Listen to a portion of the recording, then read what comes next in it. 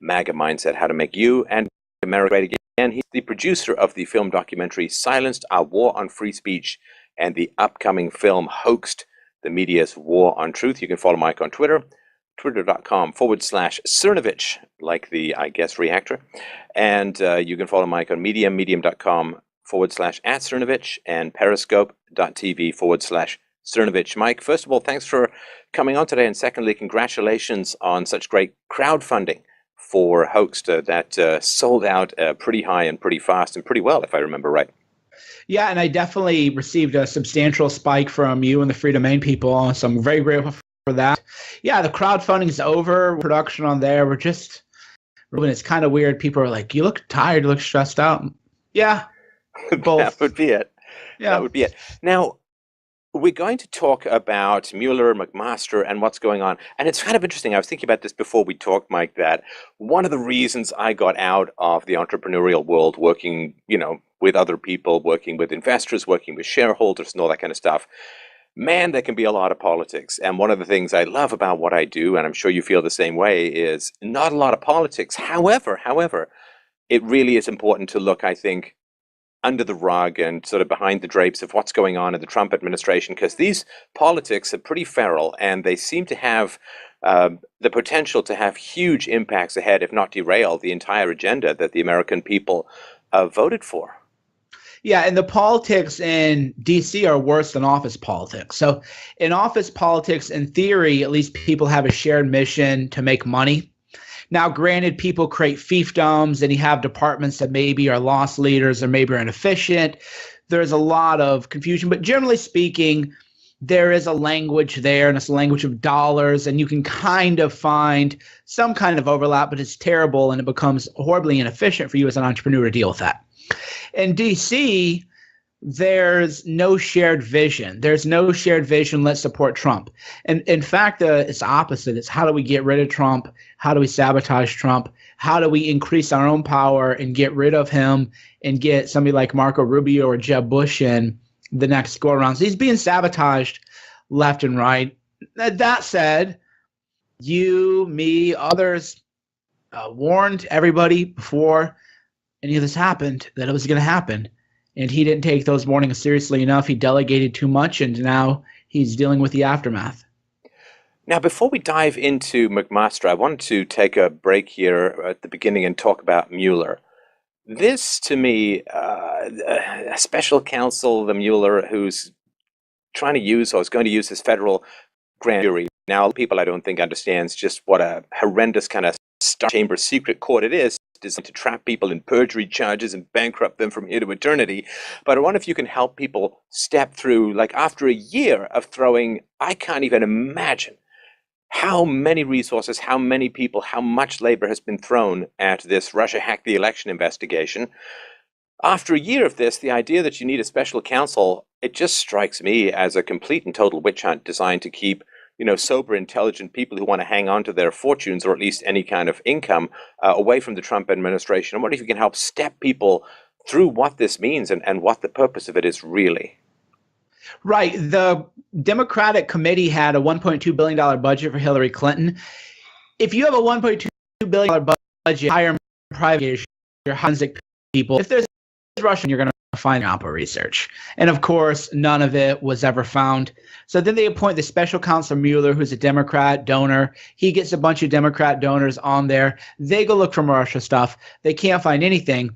So now they convene a grand jury. So I want to tell you why grand juries are evil. They are sealed proceedings. They are a star chamber. You go in and they ask you questions, and sometimes they try not to even let you have a lawyer inside there with you. You have to walk outside to your lawyer and say, here's the question. And then you walk back in, and they'll just wear you off for 8 hours. And what most people don't realize is that any lie, a lie, which as you know could be a mistake of fact, not even intent to deceive, no matter how immaterial, will set you up for an obstruction charge or for a perjury charge. And that's what's really going on here. So Mueller's got nothing. There's nothing on Russia. So what he's going to try to do is ensnare as many mid-level or low-level staffers as he can and essentially frame them for crimes that they never committed. Well, and then of course he starts working his way up the chain. You know, like you get that last bit of toothpaste out of the tube by starting at the bottom and working it way back up to the top. Because if he can trap people or snare them into perjury or obstruction of justice charges, which are serious stuff, I mean, years in prison you can go for that kind of stuff. Then of course he can say, okay, well, do you perhaps, maybe we can let you off or give you immunity or reduce your sentence if you kick over someone else along the way. And this is kind of how they can work their way up the chain without anything in particular other than at some point when you're being grilled under stress, bright lights, no lawyer present for 8 hours, you're going to say something that could be interpreted as obstruction or perjury and so on. And so this is not a very, very honorable way to work your way up the chain. Yeah, and there's nothing to work their way up from. That's the whole point. Is I never used to talk to media people or journalists, and then once this Russia stuff went out of control, I realized that anybody who actually came into my house and watched me work in real time, they all left saying, well, maybe Cernovich is kind of a madman, but they never talk about Russia again. So I viewed it as my duty to just look, Stefan Molyneux is over here with Mike, and they're just on Skype, and they're doing things. Cernovich is over here with the camera. Paul Joseph Watson is over. All these people here who are essentially shaping history are doing it just through the power of the internet, through social media, and they're starting to get it. So, I mean, the New York Times even did what I would consider by their standard a very fair piece on you and Paul Joseph Watson and a few others. It's a new talk radio, which is what YouTube is. So there is no there. There is no flipping some nobody and getting him to snitch on somebody, because the truth is that Trump won the election fair and square. Well, it is funny, this idea that Trump had some sort of magic source, which was foreign interference in the election. I think the magic source is he listened to the concerns that the American people had been screaming at the top of their lungs about for the past, say, 30 or 40 years, in particular, of course, about immigration.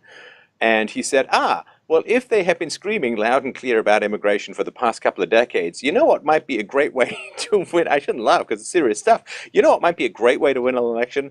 Actually listen to what the American people have been screaming about, as have the British people and the Canadian people and lots of people around the world, around the West, Europe, and so on. 60% of Europeans, so 60% of people, they want no more immigration. No more immigration. And just that's the magic sauce. But of course, because their whole goal is to crank up immigration from the third world to secure a lock on the demographics, they don't want to hear that message. So again, how did he win? It's got to be some evil conspiracy. Yeah, I mean, if listening to the voting population is an evil conspiracy, I guess that would qualify. And he played a smart electoral map, and he used Facebook for targeted ads in ways that nobody did. They micro-targeted people. They ran a very, very tight game with Cambridge Analytica. Super smart game. Let's just put it this way. If the Clinton campaign had run the campaign that Trump did and won, every post-election mortem would say, oh my God, nobody has ever used micro-targeting and social media advertising the way Clinton's did. She's a genius. Her people are geniuses. Give them a big praise. So yeah, he played a smart electoral map. The social media people were doing what needed to be done. There's so much distance between that and Russia. But the media, well, the media, they're kind of, I think a lot of the smarter people are starting to understand how powerful social media is, and that is why the ADL's on YouTube and trying to ban people, and they're now trying to create ghettos for certain YouTube people and say, well, we're not banning you, but nobody can actually find your videos and nobody can comment on them and nobody can like them, but we're not really banning you. So they are recognizing the power, and that is, to me, a far greater threat than anything going on right now. The New York Times thing did come as a bit of a surprise to me, Mike. Not that we were written about, but that it sort of reminded me a little bit of that great interview that occurred between you and Scott Pelley on 60 Minutes. And you characterized this afterwards as, tough, maybe even harsh, but kind of fair. And, they let you get some shots in that I think became pretty legendary, at least across the internet that I was reading on. I think the New York Times piece, again, it's not insane. That is a huge step forward for those of us who've been dealing with the media for, for me, I guess, like a decade or so. Not insane is actually a massive compliment when it comes to this kind of stuff. I thought the 60 Minutes thing, too, with you, not insane, like tough, negative, obviously, skeptical, harsh, but kind of fair in a way from where they're coming from. And I was, pleased, surprised, if that makes any sense. And it's quite a change for those of us who've been dealing with the media for a long time. Yeah, I mean, it was interesting too. Jack Tapper and Brian Stelter actually called out J.K. Rowling for her fake tweet. Chelsea Clinton called. You never would have 3 or 4 months ago had people in the media ever calling out fake news against Trump. So they are feeling the competition now. They are realizing, well, hey, man, we're losing viewers and we're losing listeners to these people. They still kind of view us as barbarian, which I like, but they still view us as unhinged and uncivilized. But they're realizing like we're losing to them. Maybe we should actually make a few points that they make now and then and up our own games. And the same thing is becoming true with the media stuff, is that if they write about us in a negative way, it doesn't get as many page views because people don't read it. But if it's a halfway fair piece, then people read it. And again, I'm all for.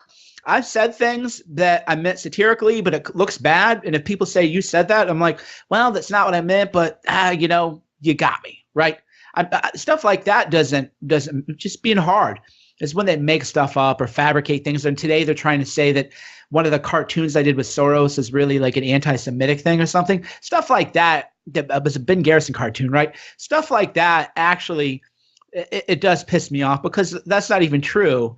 If it were true, I would just say, I should have not done that or something like that. So, yeah, there is in the mainstream media coverage. It's still very hard coverage, but it is becoming more fair, and that's fine. I'm cool with that.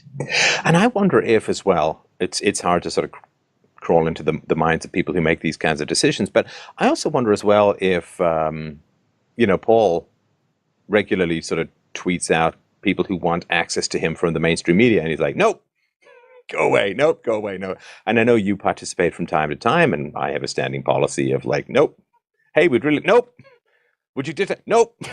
Right. And I just wonder if there may be a certain aspect of recognizing that if there's this kind of brutalization that occurs in the press, they're never going to get any access. And if our influence is increasing, at some point they may want access. So I don't know. Maybe it's after the creepy stalking, they're sending some flowers. I don't know if that makes any sense, but. Yeah, well, what they're realizing, it's the same thing as I had the BBC reach out to me and he goes, hey, I'm writing a book on kind of the new right. Will you talk to me? And I go, sure. And then his first question was, do you believe that Sandy Hook is a hoax? And I said, okay, delete. And then he keeps trying to get me to talk to him. And I keep deleting his emails. It's like, you don't want to have a genuine, I've never even talked about Sandy Hook. Right. So you don't want to have a genuine conversation with me. You just want to play your little games. Good luck with your book that doesn't have anything for me in it. And see how many people actually care. So they're learning that, look, if you want to come at us, we argue for a living. We don't live in this safe space bubble. So if you want to come at us with a critical commentary and hard-hitting questions, that's fine. But if you want to come after us like this, then we're just not going to talk to you at all. And then that makes them irrelevant because right now we are currently what's hot in the media. And if you want to cover what's hot in the media, you do actually need to talk to us and ask us questions and ask us to explain things that are going on. And if you're just going to lie about us or be disingenuous, then we're not going to talk to you. Yeah, I mean, as far as what you say about debating for a living, I'd love to have a great public debate. And you all the time are out there saying, let's have a debate. I'll donate huge sums of money to charity. Let's make it happen. I would love to have more debates, public debates with challenging opponents. I mean, you want to get in the ring. You want to flex your mental muscles. You want some sparks to fly, and you want, let's let the best person walk out of the debate with his hands over his head. That would be fantastic. But this kind of, I don't know, pathetic, wormy gotcha crap, it's really boring, and it is.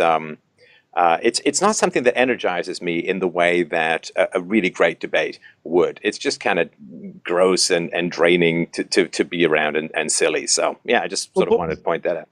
Yeah, boring is a good word, actually, because a journalist from a kind of very prestigious outlet was talking to me. He goes, when I read people who dig up tweets from 5 years ago, I just roll my eyes. And I think that's so boring by now, right? So much has happened. Susan Rice, McMaster's holding town halls about me, criticizing me. I'm breaking big stories. So it is same thing with you and Paul. It's like everybody's bored about maybe Paul 10 years ago wrote an article that in hindsight looked a little bit silly and whatever, and he admits it does, and that's just the nature of it. So yeah, even the people who are kind of covering the beat, especially the younger people, the people under 30, they're like, oh God, you want to talk about somebody's 4 or 5 tweets? That's what you want us to write about? They don't want to write those kind of stories. They're actually boring for them to write. Right.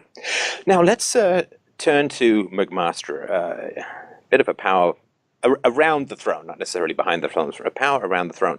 A lot of people wouldn't be particularly aware of who he is and his influence and what's going on. So I wonder if you can break that out for people, because this is a guy that you need to know if you really care about this current agenda. Yeah, H.R. McMaster is the National Security Advisor, which is the chief national security officer in terms of what he briefs the president on. So everybody gives McMaster all of the intel, and then he has his reports, and then he briefs White House officials, including the president, on it.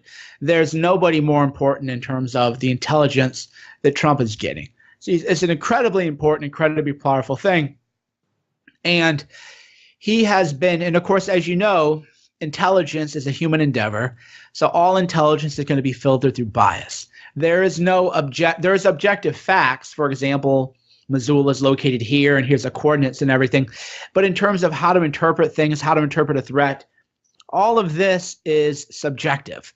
It's based on your experience. So is that guy a bad guy? Is that guy a good guy? Is that side going to double cross us? These are all assessments that people make, and it's the realm of subjectivity. Because you can't, there's no gravity is objectively true, but whether or not some tribal force in the Middle East is going to stab us in the back tomorrow, that's a value, that's a judgment you're making. And sorry to interrupt, but there's not only is it subjective, but there are trillions of dollars that weigh in the balance. I mean, wars are massive negatives for the society as a whole, but specific individuals, groups, or corporations can profit enormously. So it's subjective and highly charged with trillions of dollars of tax money. And those two combinations is where you've got to be the most careful. Exactly. I mean, even if you're honest, but your friends are at these defense company and you're going to be biased. Because that's the whole point is intelligence, you need actual diversity of thought, diversity of opinion. So McMaster has been doing one after the other, purging everybody who has a pro-Trump, America First foreign policy vision. And there were about, 10 guys maybe. So in the NSC, I think there's maybe 600, 650 people. It's a real big organization, right? There's maybe not even 1% of people who have a dissenting opinion, and that was too much for McMaster. That was too much for the globalism and the deep state. So they've been getting rid of people one-on-one on the flimsiest of pretexts. One guy, they're pulling your security clearances, which they did to a guy named Adam Lovinger. And then I found out later they pulled his clearance because he went to a bar mitzvah in Israel. And so apparently, if you're Jew and you go to Israel, you must be a spy. But the ADL won't have anything to say about that.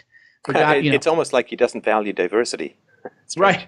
Exactly. So in the ADL, they're going to be really upset about cartoons. But if a Jew goes to Israel for bar mitzvah and you lose the security clearance because of that, well, hey, we got nothing to say because it pushes forward the globalist McMaster agenda.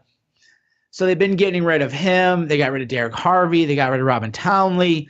They got rid of Rich Higgins, Ezra Cohen, just one after the other. And when you read why these guys got fired, Rich Higgins was fired. Like, I wish I had this memo, man. Rosie Gray got that scoop.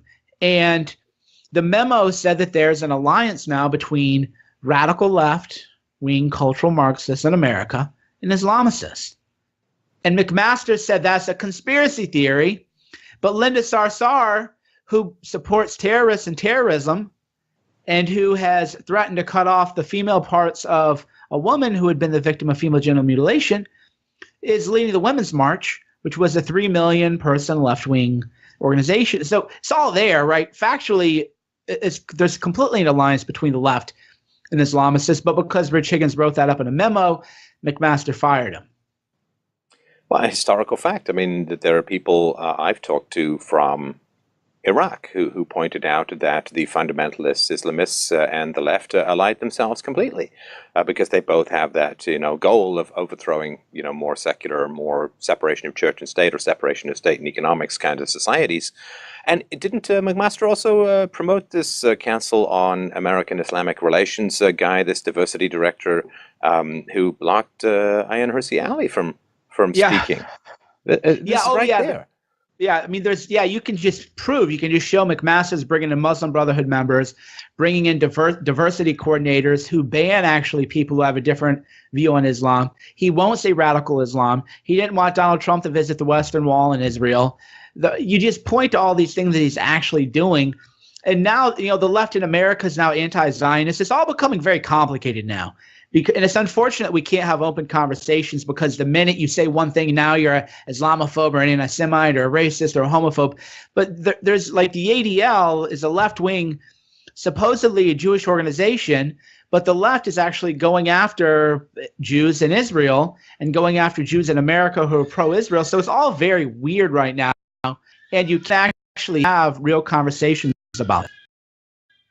That is a frustrating thing, of course, that any kind of rational discussion gets derailed all the time by these ridiculous, MOAB ad hominems that are called in, that are just supposed to entirely destroy any kind of civilized conversation based on reason, facts, evidence, and so on. And that is designed to cause both sides to radicalize. If you can't have a conversation in the middle, both sides get more and more extreme. And then, of course, what happens is, it's like the ancient armies in the ancient world. I can't remember if it was like Greece or Rome or Sparta or something, but they were facing across each other. The generals were trying to work it out, and then one guy at the front of one of the armies saw a snake on his leg, and he raised up his sword to cut the snake down, and then the armies, he's charging, the sword is up, and right? It just takes one escalation and one mistake for it to turn to violence. If the middle can't talk, the extremists who are aggressive tend to take over, which of course is the plan. Continually shut down rational discussion and wait for the extremists to turn it to violence. Right, because if you want to have a Muslim, outreach coordinator on the National Security Council, hey, I'm great, but you got to have Rich Higgins too.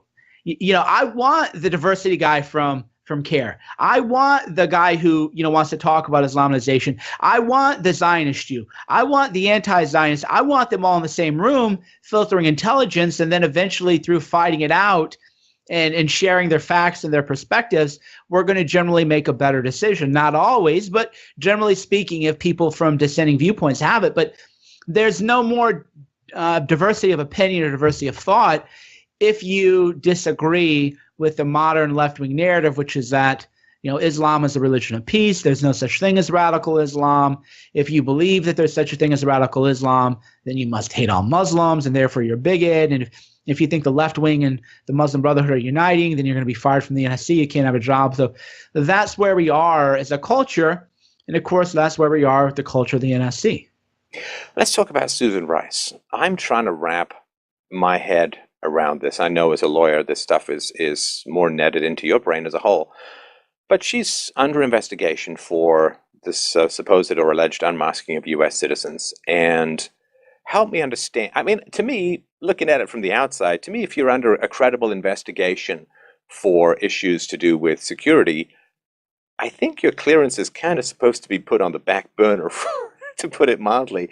Help me understand what the hell is going on with Susan Rice and McMaster.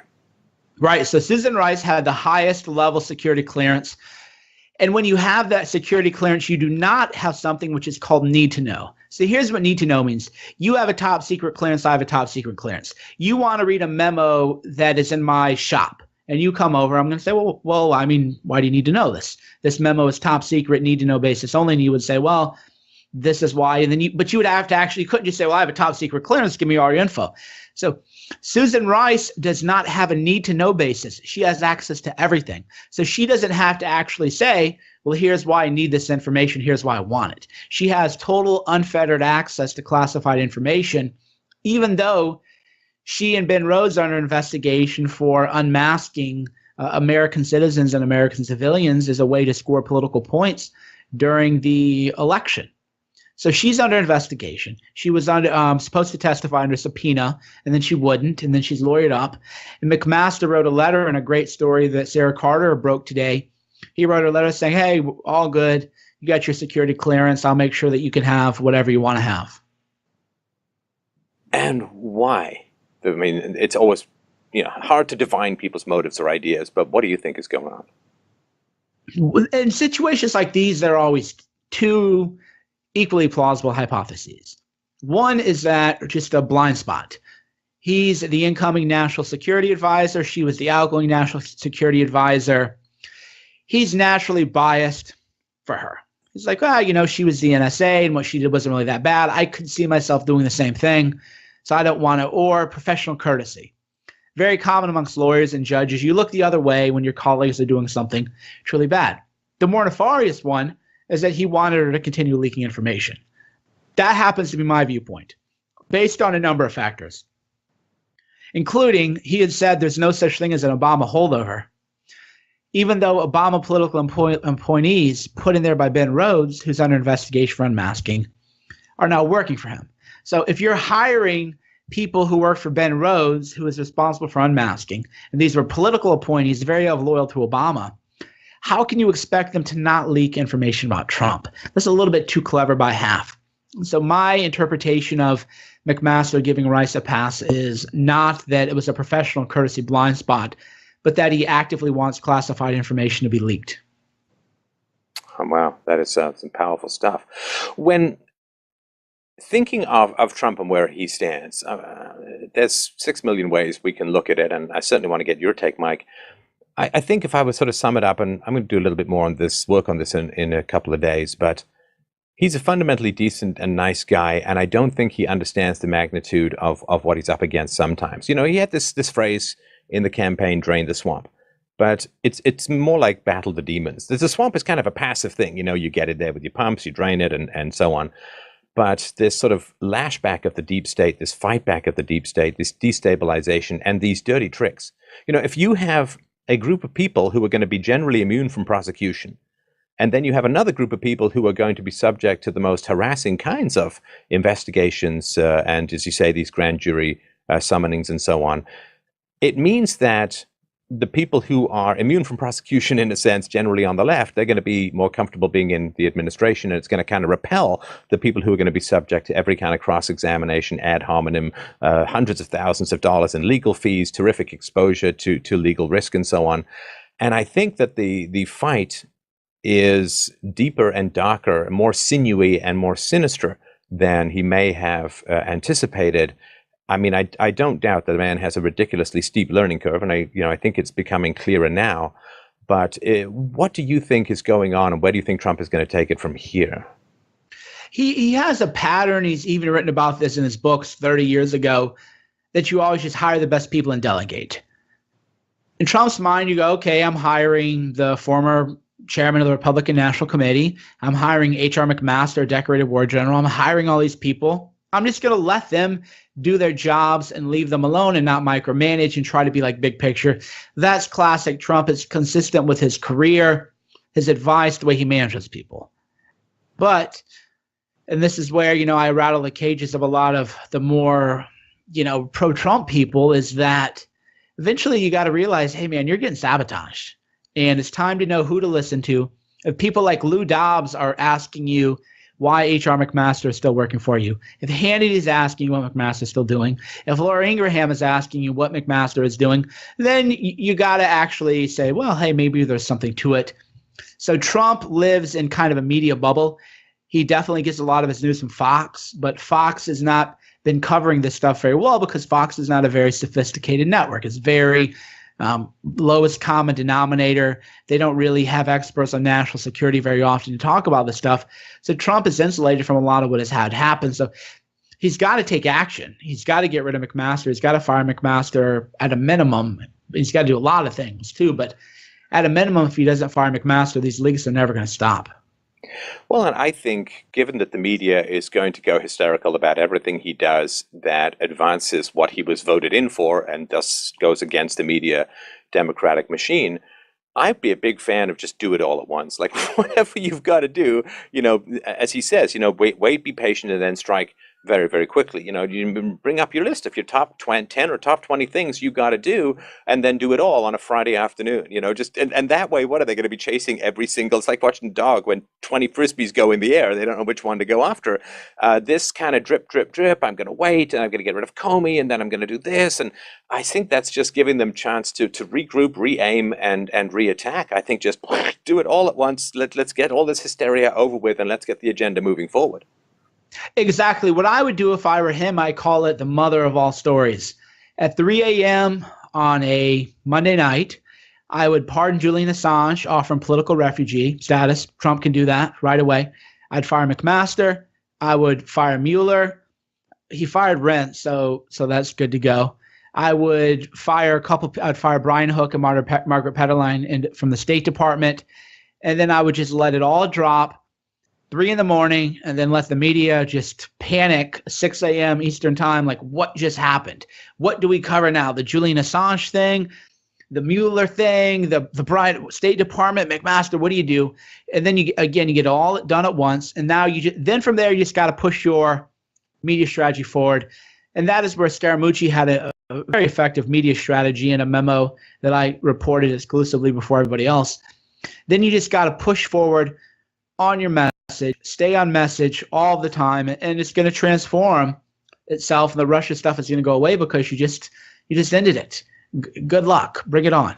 And it's funny because for a president, or as a president to be as a candidate, I mean, he really seemed to get the social media stuff well. I mean, his use of social media, or his team's use and his use of social media, was, I mean, unprecedented, of course, because nobody had ever used it in that way before. And to some degree, it wasn't even available in the past election cycles. But it seems to me like every time he talks directly to the American public, every time he bypasses the media, every time he's the one who gives the press conference, every time he's the one who gives the speech, people respond to him enormously. I'm still trying to figure out, and maybe that's just because I'm out in, alternate media futureland or whatever, but I still can't quite figure out why there's the White House press corps. Why is there mainstream media gatekeepers? Why not just talk directly to the American public, or talk to people who've been outside that sort of mainstream media echo chamber of leftist indoctrination? I can't understand why it's still going through some of these old channels that are just so twisty-turny that it's crazy. Yeah, his rallies are big. The more people see him, the more people like him. The more media spin happens, the less people like him. So yeah, you're right. But we've been talking about this for 6, 7, 8 months, and nothing's changing. Scaramucci was going to change a lot of that and do more of the live streaming, the periscoping, and everything. But that was too conventional or unconventional for Kelly. So I don't see in the immediate future, foreseeable future, it's going to be pretty bad for Trump. Deep State is definitely getting their licks in. He's going to have to do something fundamentally very wild, which is always possible. That's why it's never boring. You never know what you're going to wake up to tomorrow. But in the short term, he's going to get hit. Yeah, that's true. And I think people who support the agenda and so on need to recognize that it's never a straight line up. Like victory, as you know, is always a circuitous route. It's a Mobius strip. It's a dodge and turn and dive, and a lot of times it's getting pushed back. And but he needs all the support he can get. He needs all the wisdom that he can get. And I'm amazed at how much battle this man has in him. And again, he also has access to information, which you and I, of course, don't. And I just really want to remind people that it's the inauguration, the election. Just the beginning. Just the beginning. It's got a long, long way to go, and we need to dig in for the long haul. So thanks, Mike, so much for your time today. Wanted to remind people. Now, Hoaxed is funded for now. Do you think you might open it back up again to give people a chance to support? Yeah, we actually thought about that. My directors mentioned it. I could do just a Kickstarter for 60 days and open kind of thing. But my thinking is I gave the guy a budget, and I covered the shortfall personally. And I'd just say, guys, I want you to do an amazing movie with the budget we have. And then for the next film, then we can talk. But let's just do an amazing film with the budget that we have. And they seem to agree with that. I said that trailer gives me goosebumps. I've watched it a whole bunch of times, so I will put a link to that below. Dangerandplay.com for Mike's excellent blog. Twitter.com/Cernovich. Mike on Medium, medium.com Facebook.com/@Cernovich and Periscope.tv/Cernovich. Mike, always a great pleasure. Thanks so much for your time today. Thank you. I'll see you guys soon.